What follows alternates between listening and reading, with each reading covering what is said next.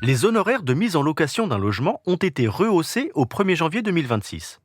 Une première depuis 2014. Vous écoutez un podcast imaginé par Le Particulier, le média de référence pour mieux connaître vos droits au quotidien.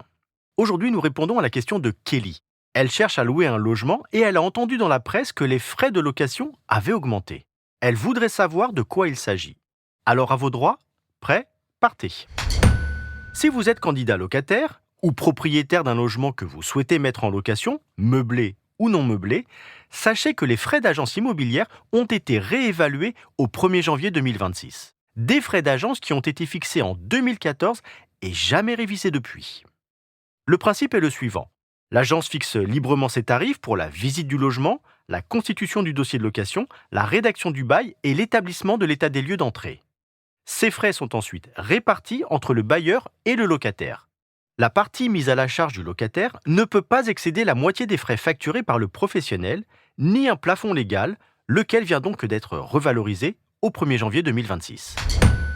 Les montants sont calculés en fonction de la surface du logement, de sa localisation et de la nature de la prestation.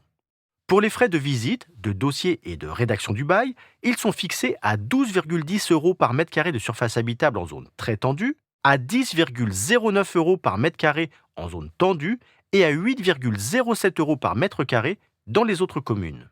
Pour les frais d'état des lieux, le tarif est uniformément fixé à 3,03 € par mètre carré sur l'ensemble du territoire.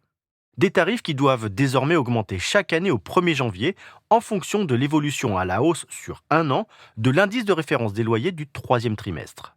Quant aux autres frais, ceux de gestion locative ou de réalisation d'un état des lieux de sortie amiable, par exemple, ils restent à la charge exclusive du bailleur.